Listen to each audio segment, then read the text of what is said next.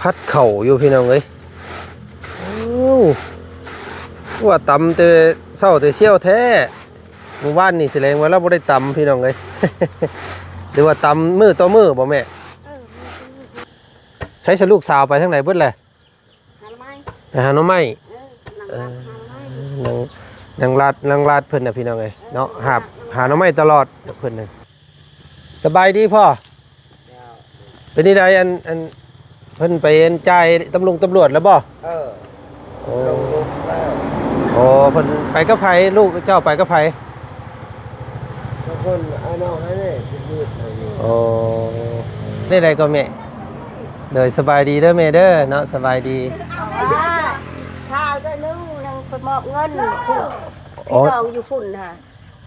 ว่าจะไปเว้าความเมียเราไปเงินเอาอันนี้เป็นอดีตเป็นเมียาพี่น้องไงเนาะใช้ฉันลูกน้อยของอันน้องนอนบ่ดูนั่งแล้วนั่งแล้วบ่อันนี้บ่แม่นบ่ผู้นี้แม่นอันนี้หลานลูกสาว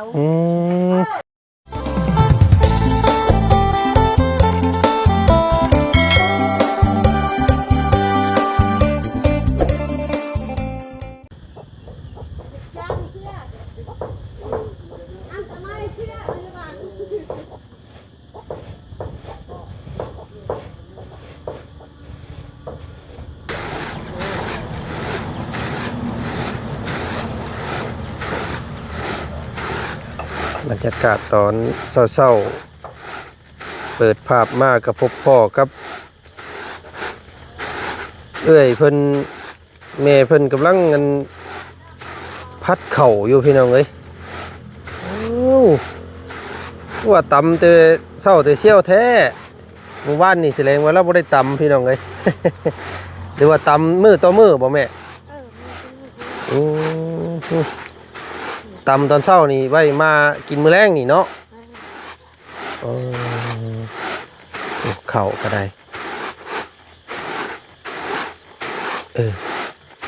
เอาว้าโตยังบ่ทันได้แล้วซ้ำได้หนีพี่น้องยังหลายรอบอยู่ได้หนีเนาะเอา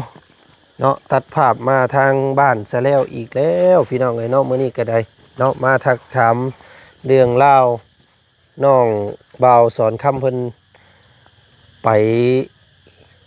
จ่ายเงิน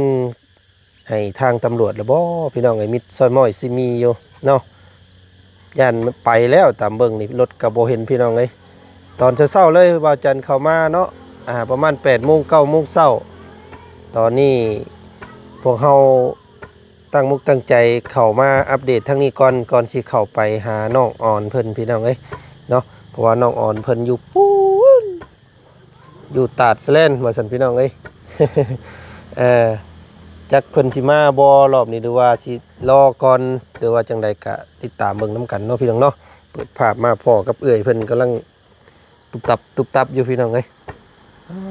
เพื่ออะไรไข่ย่อยเนาะเอ้ยเนาะเพื่อสิได้กินข้าวแต่ละค่ำนี่บ่แม่นง่ายพี่น้องเอ้ยปึ๊บใช้ลูกสาวไปทางไหนเบิดแหละไปหาหน่อไม้นางลาดเพิ่นน่ะพี่น้องเอ้ยเนาะหาหน่อไม้ตลอดเพิ่นน่ะเนาะนี่เฮือนเราพี่น้องเอ้ยเนาะเฮือนก็แบบทรงเนาะโอ้ยพี่น้องเอ้ยเอ้าตำ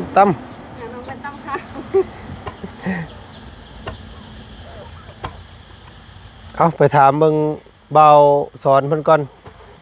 ไปแล้วบอกพี่น้องเอ้ยทางน่ะเนาะหรือว่าจังใด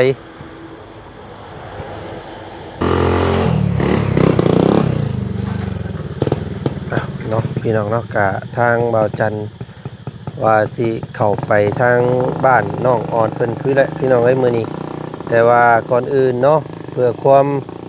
แน่ใจพี่น้องเอ้ยเนาะเฮาก็อยากให้ทางพี่จ่ายค่าตำรวจอย่างเรียบร้อยพุ่นแหละเนาะเพราะว่าน้องอ่อนเพิ่นก็จังสิได้มีความมั่นใจก็จังสิได้กล้ามานำว่าซั่นซะพี่น้องเอ้ยเนาะก็รุ่นเบิ่งและรอบนี้ก็ได้เข้าไปก็ถ้าน้องเพิ่นบ่มาก็สิแม่นรอบหน้ารอบในพุ่นแหละพี่น้องเอ้ยเนาะถ้าน้องเพิ่นมาก็สิได้เอาน้องเพิ่นมาเลยให้มันอยู่เฮือนอยู่ซ่านและเนาะเฮือนซ่านก็มัน บ่มีคนอยู่นี่มันก็บ่คือได้พี่น้องเอ้ยมันก็เป็นแนวต่างเราได้เนาะพ่อสบายดีพ่อเป็นนี่ได้อันเพิ่นไปจ่ายตำรวจแล้วบ่โอ้ ลงลุกแล้ว โอ้เพิ่นไปกับไผลูกเจ้าไปกับไผ ทุกคนเอาน้องให้นี่ยืดๆอะไรนี่ โอ้เพิ่นไปแล้วเนาะยังบ่มาบ่ แล้วยังไม่ ไปแต่เช้าเพิ่นบ่ เมื่อเจ้าตอนนี้แหละเอาไว้ใบนะ อืม ยันเชี่ยเงินลายนะ นี่จะไปจ่ายเพิ่นเนาะ เออ นั่งคอยทางพาลูกมาอยู่บัดนี้พี่น้องเอ้ยเนาะเพิ่นไปกัน2คนเนาะเบาสอนเพิ่นเบาสอนน้องสอนเพิ่นไปแล้วพี่น้องเอ้ย ไปแล้วไปแล้ว กินข้าวกินน้ำแล้วบ่ กินแล้ว โอ้ยพี่น้องเอ้ยเนาะ เอาถ้าลองเบิ่งก่อนเสร็จพี่น้องเอ้ยเนาะอันน้องเพิ่นสิมาง่ายอยู่บ่พี่น้องเอ้ยเว้นโดนอีหลีไปจักเนาะพอดีแล้วเฮาก็ถ้าทางเบาเสียงเพิ่นมาถ้าเบาเสียงมาแล้วเฮาก็สิได้พากันไปว่าเบาเสียงเพิ่นก็ว่าท่ากันนี่เด้อเราว่าพี่น้องเอ้ยเนาะทำเข้าไปพุ่นก็เข้าพร้อมกันแล้วเราว่านะมันไกลทางก็ได้ถ้าสิไปผู้หนึงผู้เดียวก็ยากว่าซั่นพี่น้องเอ้ยโอ้ยเอารอเบาเสียงเบาหยังมาพุ่นแหละพี่น้องเอ้ยจังสิได้พากันขึ้นไปอยู่ทางพุทธเนาะพี่น้องเอ้ยเนาะโอ้พี่น้องเอ้ยถ้าจักพักหนึงเนี่ยยังบ่เห็นไผมาอยู่เนาะสิแม่นยังบ่เสร็จสิ้นภารกิจแล้วอันนี้พี่น้องเอ้ยทางเบาสอนเฮาเนาะเพิ่นพากันไปจ่ายค่าตำรวจยังบ่แล้วว่าซั่นพี่น้องเอ้ยเนาะตอนนี้ตัดภาพมาทางนี้โอ้พี่น้องเอ้ยกะแปลนดีเนาะสะอาดสะอ้างดีคือเก่าทางหน้าบ้านเฮือนซานของอดีตผู้เป็นผัวของน้องปลาเพิ่นก็ได้พี่น้องเอ้ยเนาะกะนี่แหละเฮือนซานบ้านซองโธ่พี่ทางนี้เรือนซานบ้านซองเพิ่นกะผุพังเล็กๆน้อยพี่น้องเอ้ยเนาะบางส่วนที่ถูกการคุ้มข้างของเบาสอนเพิ่นนั่นแหละว่าซะเนาะว่าสอนคำลงกันแล้วพี่น้องไอ้น้องกับอ้ายซื้อคล้ายๆกันเนาะเบาค่ำพี่น้องไอ้เนาะ เบาค่ำตอนนี้ก็ล่ำรอทางน้องเพิ่นมาแล้วก็คำว่าน้องเพิ่นสิไปนำก็เข้าไปนำกันพี่น้องเพราะว่าไกลเติบเด้เนาะใส่เวลาเกือบชั่วโมงกว่าๆพุ่นแหละพี่น้องไอ้เนาะโอ้ทาง เมตู้เพิ่นอยู่ทางนั้นพี่น้องไอ้เนาะทางเมียาของน้องปลาคนตะเกาเอามาเยี่ยมมายามเบิ่งทางนี่ก่อน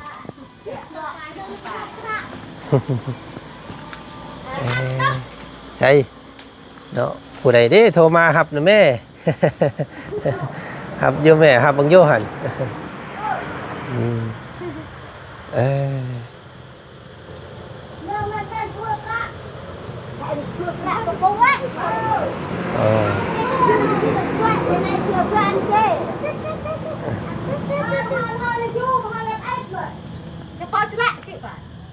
จะเป้าชุละคือไปจะเป้าชุละได้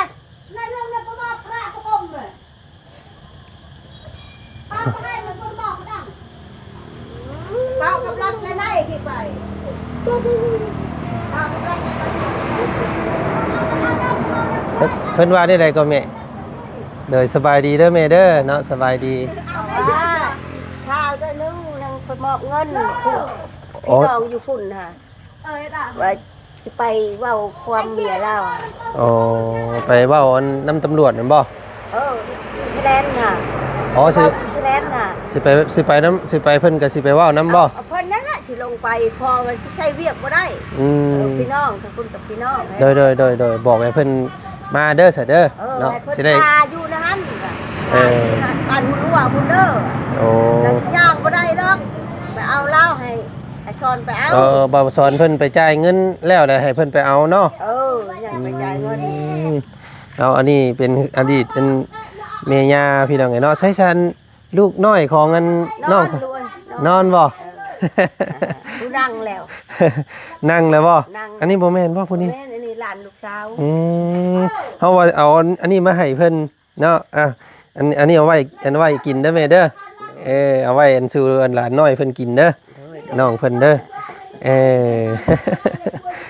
ยังสิใหญ่แล้วแหละเนาะเพิ่นก็เนาะ นั่งแล้วลูกนั่งกับคนน้อยเห็นมันบ่พออาหาร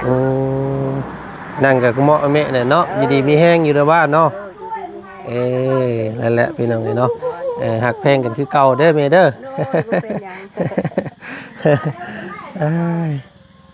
โอ้ทางนั้นเพิ่นมาแล้วเนาะยังอันเพิ่นไปแต่เช้าเพิ่นบ่แม่ไปจ่าย เช้าปานใดแหละลูกหักไปที่7-8 โมงนี่แหละทั้งผัวไปเล่นไปนำอ๋อผัวเจ้าบ่เพิ่นไปนำไปลูกชายเพิ่นนี่แหละไปไปเว้านำกันนั่นแหละเนาะจักเพิ่นสิมาบ่มาได้น้องออนก็สิเข้าไปเบิ่งเพิ่นมื้อนี้แหละพี่น้องเอ้ยคำว่าเพิ่นมาก็สิได้พามาคำเพิ่นบ่มาก็เพิ่นไปให้เพิ่นอยู่หั่นแหละคำเพิ่นบ่มานะเนาะไปทางเบาสอนเพิ่นกลับมาก่อนสัพี่น้องเอ้ยเนาะจังค่อยๆลูกใจเย็นๆก่อนใจได้ลูกโดย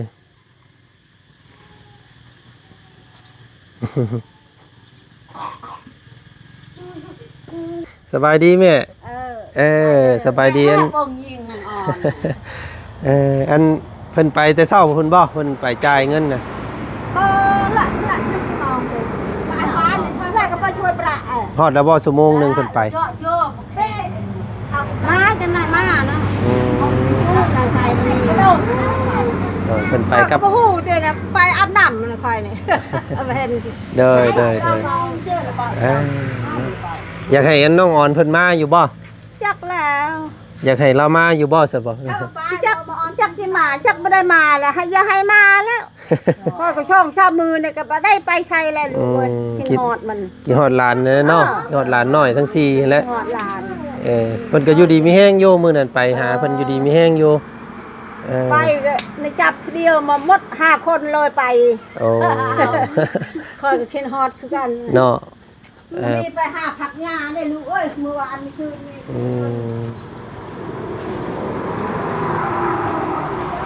กดซะพี่น้องเอ้ยเอาไปนั่งถ่าเพิ่นก่อนน้อยนึงซะเนาะจังนั่นฮู้จักว่าเพิ่นจ่ายอย่างเรียบร้อยแล้วจังสิเข้าไปหาน้องออนเพิ่นถ้าเพิ่นบ่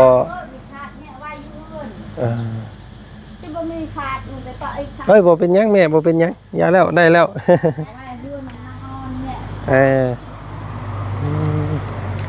เอาพามาเบิ่งเฮือนเบิ่งซ่านน้องเพิ่นตื่มอีกก่อนสิเข้าไปหาพี่น้องหลายคู่หลายคนก็บอกว่าโอ้ยบ่ต้องเข้าไปบ่ต้องไปรับเพิ่นหรอกว่าซั่นให้น้องเพิ่นอยู่พุ่นแล้วปลอดภัยกว่าว่าซั่นพี่น้องเนาะก็นี่แหละมองเห็นเฮือนนี่แหละพี่น้องเราก็คิดฮอดเฮือนน้องอ่อนก็ได้เนาะเราก็ว่าอยากกลับมาถ้าว่ามั่นใจเนาะ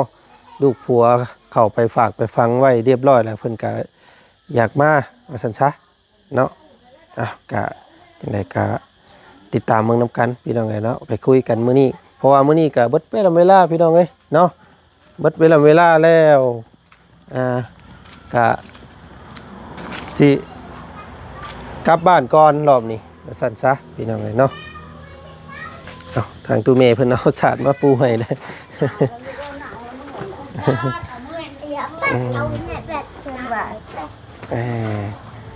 ครับโอ้ยไม่ทำเพื่อนหมูมีคนอยู่มันก็466เนเด้อเนาะแต่เก่าเพิ่นปัดแป้นในแถวนี้ก็ได้พี่น้องเนาะเดี๋ยวนี้หมูมีคนอยู่เอ้าอันไฟเพิ่นบ่ได้มอดบ่แม่ต้องขึ้นไปมอดอยู่เทิงพุ่นบ่มอดบงใดหั่นไปมอดไฟอยู่เนาะเรื่องไฟซื่อๆได้พี่น้องเอ้ยโอ้ ฟ้าขึ้นสิได้บ่เจ้า เฮ็ดพี่น้องเอ้ยเราบืนไปนี่โลดเออเอ้านี่ขึ้นเบิ่งสภาพเพื่อนเราข้างเทิงๆก่อนพี่น้องบ่ได้ขึ้นแต่โดนนี่เนาะตัวนี้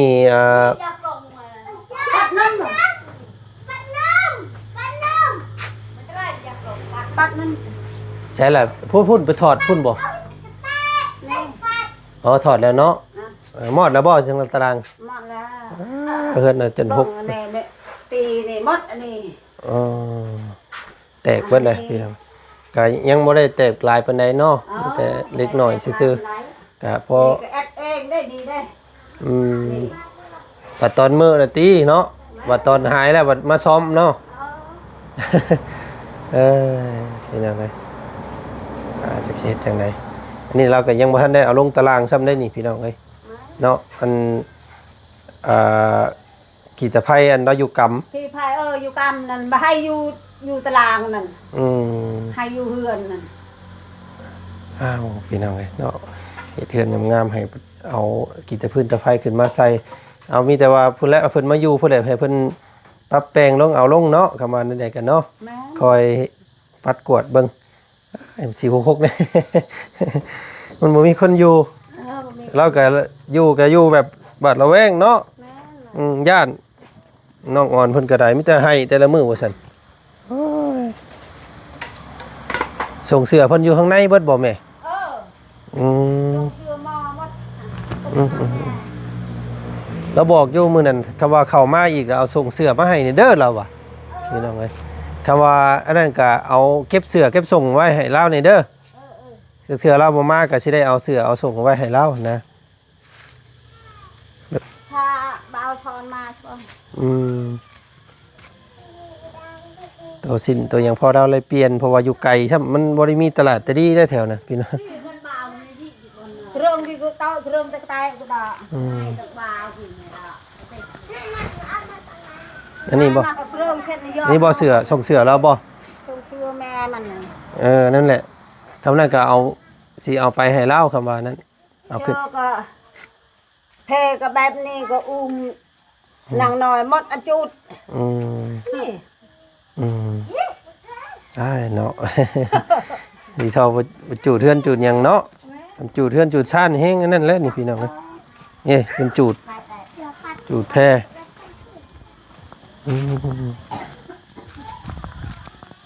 เอาเนาะกะ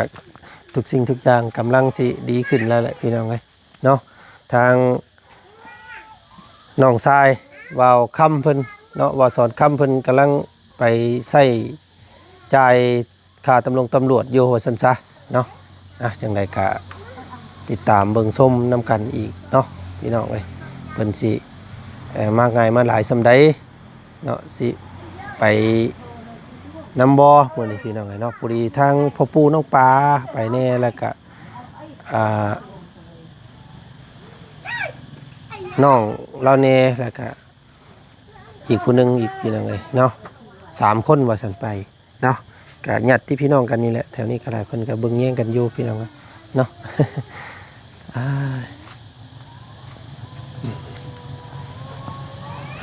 เอาโอเคสิพี่น้องเอ้ยเนาะเห็นทางมีตู้ว่า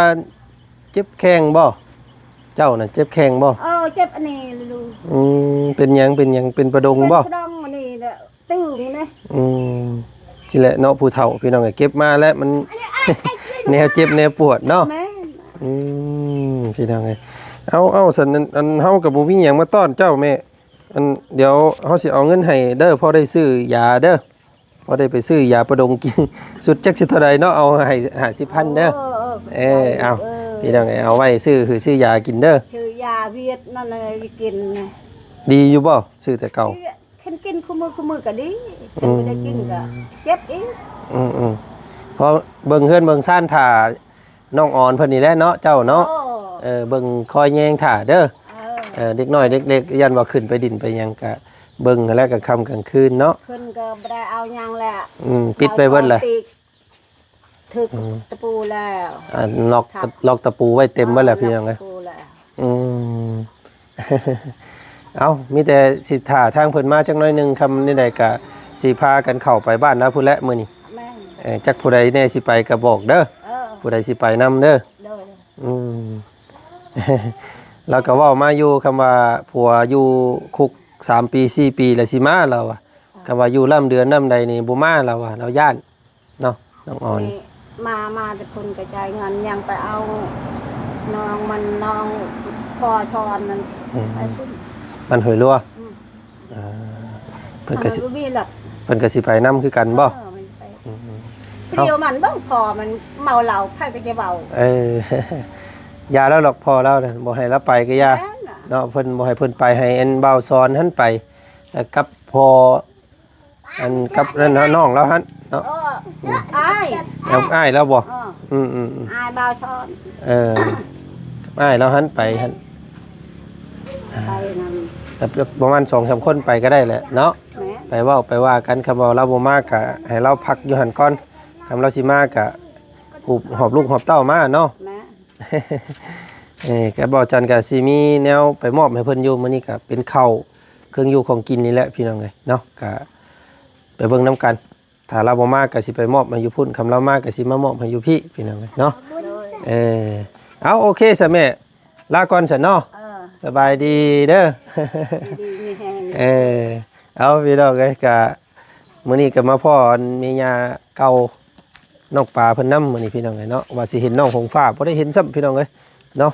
ก็อยู่ดีมีแฮงอยู่เราว่านั่งแล้วเราว่าพี่น้องเอ้ยเนาะเอาก็ผมขอบใจเนาะพี่ขอบคุณบัดสุขุสุคนที่ให้เกียรติติดตามนะครับส้มพี่น้องเอ้ยเนาะก็มื้อนี้ทางบ่จันเข้ามาโอมาล้มเบิ่งว่าสิเข้าไปเลยมีผู้ใดสิไปนำแน่เนาะสิไปเว้าค่อยบ่ควมกันแน่ว่าซั่นซะพี่น้องเอ้ยทางผู้หลักผู้ใหญ่ทางนี้ก็เป็นห่วงน้องออนเนาะอยากให้เรากลับมาว่าซั่นซะพี่น้องเอ้ยจังไดก็ติดตามเบิ่งนํกันอีกเนาะมื้อนี้สำหรับมื้อนี้ทางบ่จันขอจบคลิปนี้เพียงส่ำนี้ก่อนเนาะเจอกันใหม่สบายดีพี่น้องบัดสุขุสุคนไปเนาะ